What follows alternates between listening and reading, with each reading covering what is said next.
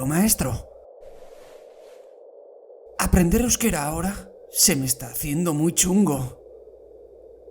Lasai motel, diferente pensar debes.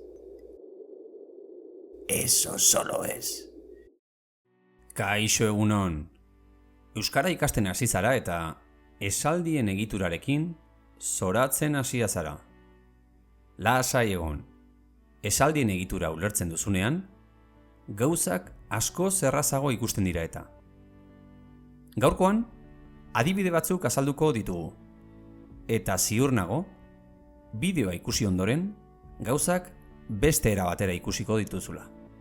Esaldien ordenaren inguruan, asko dago esateko, eta gaurko adibideak azaleko azalpenak izango dira.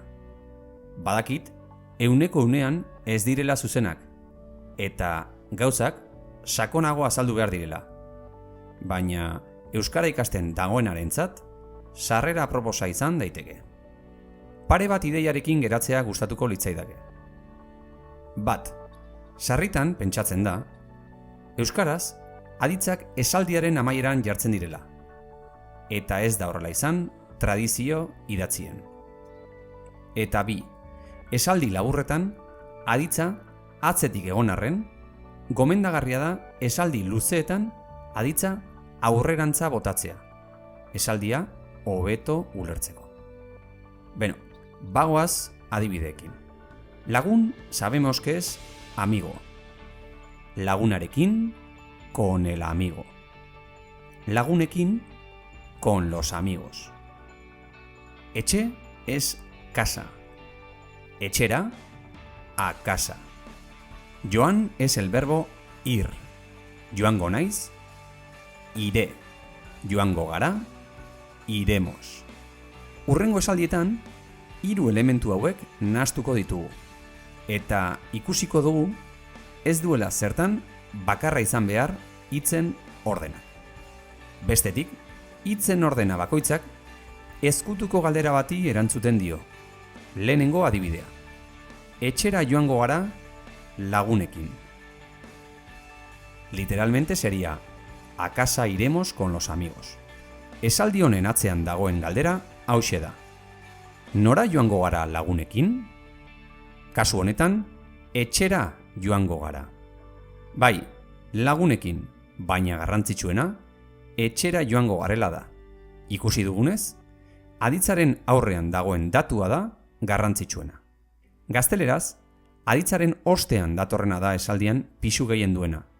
Eta euskaraz, aditzaren aurrekoak du indarra.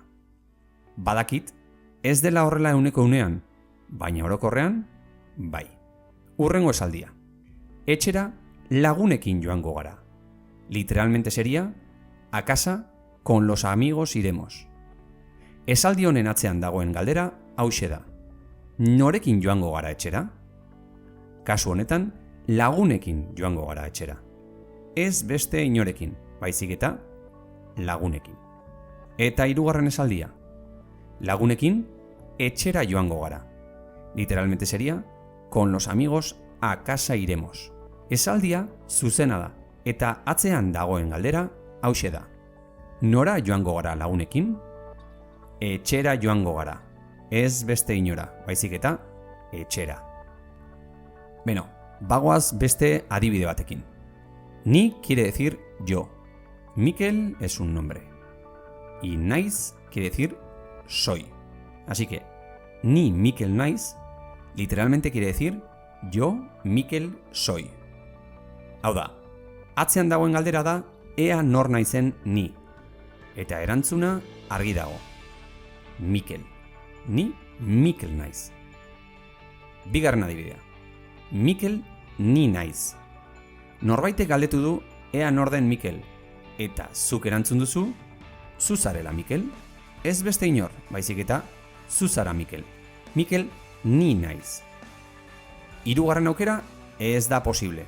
Hau da, ezingo dugu esan, naiz ni Mikel edo naiz Mikel ni. Ikusi duzu, aditzak aurretik galdegaia izan behar duela. Eta besterik ez, tesi bat idazteko moduko gaia da hitzen ordenarena. Gaurko bi adibidekin sarreratxo bat ikusi dugu. Jarraitu liburuak irakurtzen eta euskaldunen hizketaldiak entzuten. Hori izaten baita, hitzen ordena ikasteko erarik aproposena. Beno, gustuko izan baduzu bideoa, eman like bat, arpidetu eta elkarbanatu. Ondo izan eta agur!